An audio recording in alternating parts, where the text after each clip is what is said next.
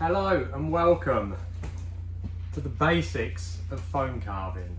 So I've wanted to make this video for quite a while because I think it's necessary. I think there's, I feel like this is growing in popularity. Well, I started this properly about 2 years ago, and since then it's just seemed to have exploded, and there's so many people wanting to get involved. You get the same questions over and over again of like, do I need this? How do I do that? What do I coat it with? Like, it's as complicated as you want to make it, but I'm just going to go through the very basics that you need to get started in this, because it can be very simple and you don't need to spend loads of money. Just, something that you don't have to spend a lot of money on, just as a little hobby to give it a go. You can find out whether you like it or not. So here are my basics for foam sculpting. I had to add this in because I completely forgot to mention it in the video, and it's probably the most important thing. Whenever you're carving this stuff or doing anything with this stuff, get yourself a decent mask, because this stuff does not want to be in your lungs. It will do you great damage. I'm not even joking. Get yourself a good mask. This is a 3M 4251 Plus. These are better. I see people wearing like the little paper masks. Don't do that. It's still letting stuff in. It's not a seal on your face. Especially if you've got a beard or any sort of growth of hair on your face, you need one of these as a minimum. One of these. If you can get an air-fed one, even better, but they're expensive. Get these, are about 20 quid. They're not massively expensive, and it will save your life potentially. Cannot stress how important these are. Also, well ventilated areas. If you're burning this stuff or whatever, it's not good for you. Don't breathe it in. So first off, what kind of foam do you need? Well, what I like to use, again, there's loads of different foams out there. There's so many different variations and grades and stuff, but we don't need to go into that. What I recommend is polystyrene. So this is the foam with the little balls on, you can see. So it just breaks away, little balls. And you can get this in different grades. So the grades are basically how big the balls are and how hard it is. So this is a EPS 70, which here in the UK, it depends what part of the world you're from, but here in the UK, this is like the low grade stuff. Like, this is what you can buy at like builders merchants and things like that. It's got fairly big balls. It's fairly soft. Like, it breaks quite easily. You can use like packaging foam and stuff. Some of that varies. That varies quite a lot. You can get like the thin sheets, they just break as soon as you look at them. Or you can get the quite thicker stuff, which has the really small balls in it. It's quite compact. That's okay, but this stuff's better. So you can buy this in like big sheets, 8x4 sheets, and then you can just cut it up as you want. Now you can get some harder stuff. Again, you can get this from builders merchants as well. This is EPS 100. So basically the balls are smaller. I don't know if that camera's going to pick it up. But basically this one, the balls are a lot smaller and a lot more compact than this one. And this one is a lot harder. Like, to break it, you need quite a lot of force to break this one. You can also get EPS 150, which is even harder than this, but they have pros and cons depending on what you're doing.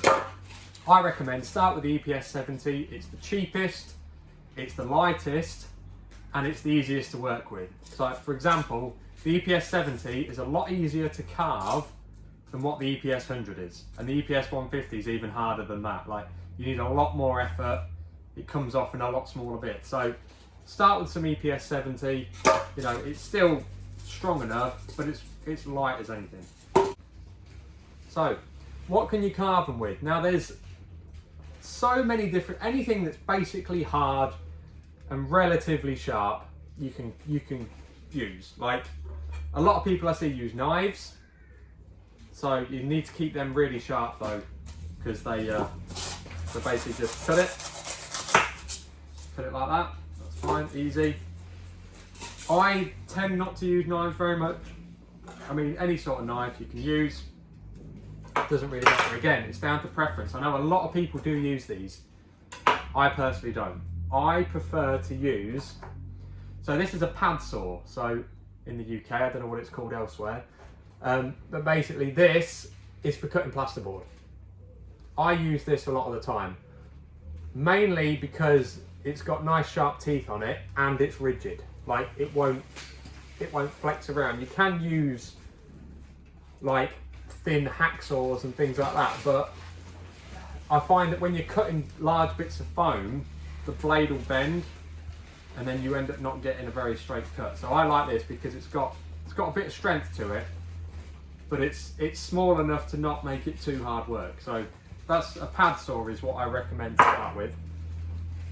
And then another tool which a lot of people use, some people don't use it, is a curry comb. So this is for brushing horses, basically, that's what it's for. You can get them in different sizes and shapes and stuff.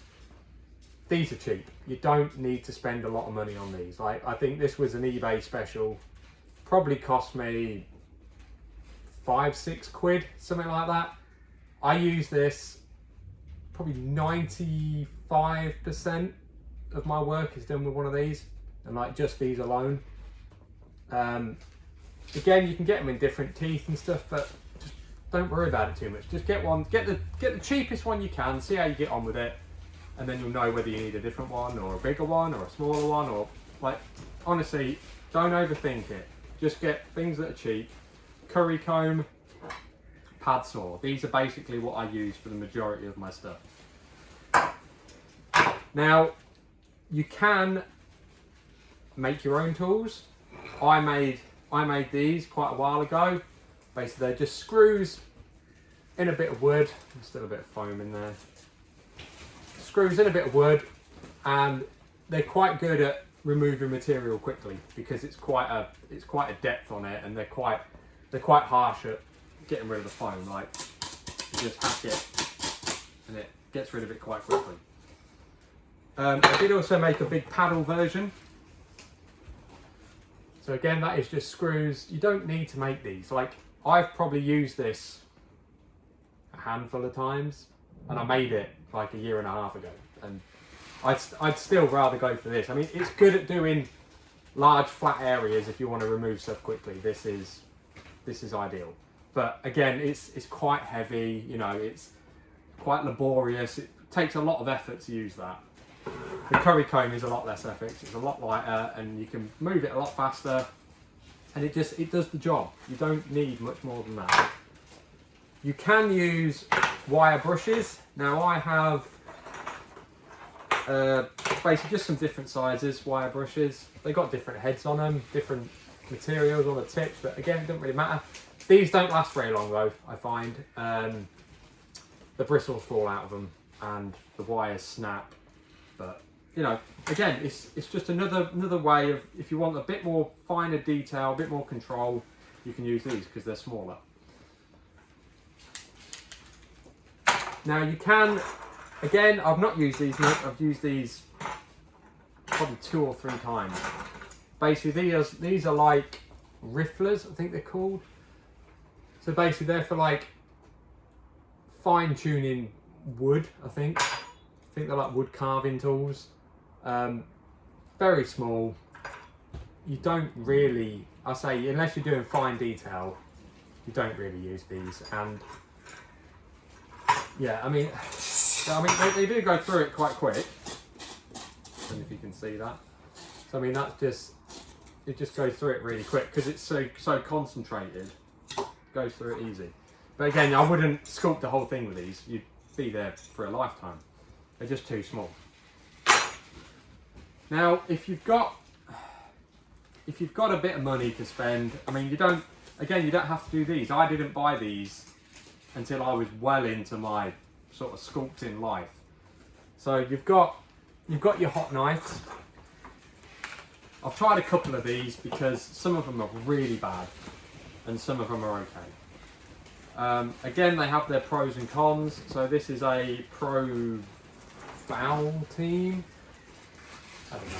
But basically this was about, I think this was between £300 and £400, this was. I've used it a lot. I had one first. Initially I had one, it lasted a week and then it just died. But luckily they, you know, warranty in that they sent me a replacement, and this one's lasted like a year and a bit. So, you know, it's good for cutting up big sheets. Obviously you can get the big blades, but you can get all sorts of different blades. You can get like the loose wires, so you can shape the wire and then cut out like, yeah, forms yourself. But you don't need one of these. Yes, it helps in certain circumstances, but you don't need one. You can just as easily, well, say just as easily, cut big blocks with a saw. Just a regular wood saw. I normally, like when a wood saw, because I do woodwork as well in what I do, and when the saw starts to get a bit dull, I'll just turn it over to the foam side. So then I'll just use it for cutting foam. Doesn't even need to have teeth on it, to be honest. I mean, it helps a little bit, but you can soon cut foam with it. It's very quick, efficient. Leaves a bit of a rough edge, but then you can just go over with your curry comb and just smooth it out. It's that easy. It's that easy. You don't need to complicate it. So you know what foam you need. You need polystyrene, EPS 70 or above, whatever's available. I know that in the States they go to like a lot of tractor supply companies and they have the big blocks. They tend to be quite high EPS, just because they have a lot of weight on them when they're delivering machinery and stuff. But that's always normally a free option. But again, these they're not massively expensive. Just go to your, like if in the UK, go to like any builders merchants like Jewson's or Build Centre or anywhere like that. B&Q even have stuff like this. They tend not to do it in the bigger thicknesses though. Like I normally buy sheets in either 50mm wide, 100mm wide, like these here. That's 100mm wide, or 150mm wide. So depending on the project that you're doing, you can buy them in solid blocks, like 600mm wide blocks, like 8x4 sheet, basically all stuck together in one block. But I tend to just buy it in sheets. It works for me. It's fine. Now, if you want to stick these together, because a lot of people will want to stick them together, I recommend expanding foam. Just regular builders expanding foam. Doesn't have to be a certain type. It can be any type. It can be. I just go for the cheapest one I can find. That's what I do. You literally just spray it on one side, bang, stick it together. Stick some skewers or something in here to stop it moving about, because it will want to expand as it's curing. So, or you just put it like that, put a bit of weight on top of it, and then that will hold it until the expanding foam's finished doing what it needs to do. Another thing you can do is just spray adhesive. Let me go get some. So this is just basically carpet spray adhesive. Again, any brand, doesn't matter. Some are better on foam than others. Like some will eat foam straight away, but some, like this, is not too bad. So literally spray a bit on, spray a bit on here. Just let it air out a little bit. I mean, you can see it is eating away the foam slightly, but not enough to really make a difference. So once like the solvents have evaporated a bit, stick them together, give them a bit of a press, and that's now solid. Like, you can pull it apart, obviously. It's not as strong as cured expanding foam, but again, I've used this for projects. If I need to stick something together quick and get it carved quick, this is my go-to. Expanding foam, you'd have to leave that an hour, 2 hours, depending on what the temperature is outside, for it to fully go off. I mean, it goes off, but then the inside of it is still mushy, so you'll start carving it, and then you'll end up with just mush everywhere, and it's not a fun situation to be in. So yeah, that's stuck. Like, I can pull it apart, but I can also stick it back together. Now, when it comes to hard coating, this this is a project, this is a conversation that I've seen many arguments on the Facebook group Foam Carving. If you want to know anything, go on there. That's where basically everybody seems to be. There's a lot of people that will be helpful to you. There's some people that won't, but there's a lot of people that will be helpful to you. But I see the same questions over and over and over again. I'm trying to cover them in this video now. So there's lots of ways you can go. It depends on what you're using it for. Is it going to be outside or inside? Do you need to move it about a lot? Is it going to have people jumping on it? How long does it need to last for? You know, there's so many different variables and there's so many different options available to you that it just gets ridiculous. But the basics, and I mean the absolute basics, will be just paint it. Just paint it. Just stick some paint on it. Obviously make sure it's latex or acrylic. Don't go using solvents because that will destroy it. Just paint it. That will seal it enough to the point where it will last a little while. I wouldn't leave it outside because the paint's not going to protect it that much. It won't be hard, but as long as people aren't touching it and no one's around it, you'll be fine. It will last a long time. If you want to go a bit more than that, you can mix what I've done sometimes, just to smooth things out a bit as well, is mix some like joint compound or tiling adhesive or some building powdery sort of substance. It really doesn't matter. I've used all sorts in the past and it pretty much does the same thing. As long as it dries hard, it doesn't really matter. So basically mix it with the paint. Again, the ratios, it doesn't matter. It really doesn't matter. You can just get it to a consistency that when you brush it on, or however you're applying it with a roller or whatever, it goes on easy. If it's clumping up too much, just water it down a bit. Like, it's really that simple. You don't need to overcomplicate it. Just get a minimal amount, mix them up and see how it works. Another covering you can also use is concrete. Just use builder's sand, cement, and cover it. That's, you know, it's gonna dry hard depending on how thick you put the concrete on, depending on how strong it's gonna be. And that, once you've done that, you could leave that outside because concrete's waterproof, or you could waterproof seal it. But again, it's really however far you want to go with it. Now, a lot of the projects that I do, because they have to last, they have to, you know, be able to people to jump up and down on them and, you know, last the test of time and people. Fiberglass is the main option for me. Polyurea is also another one, which is like a sprayed on, that's like the bed liner stuff that you see. I don't like that as much as fiberglass because it's not as easy to work with. But fiberglass takes time. It's quite a long process, whereas the polyurea, you literally spray it, 10 seconds later, it's ready to go. Whereas fiberglass takes quite a bit longer. It's quite a lot more setup, a lot more cleanup. But I feel like you have more control with fiberglass. You can make things a lot stronger. You can reinforce them where you need to. You can make them lighter elsewhere. And I find I can get fiberglass a lot smoother for what I need. But I don't. Again, if you wanna dabble with the fiberglass, that's entirely up to you.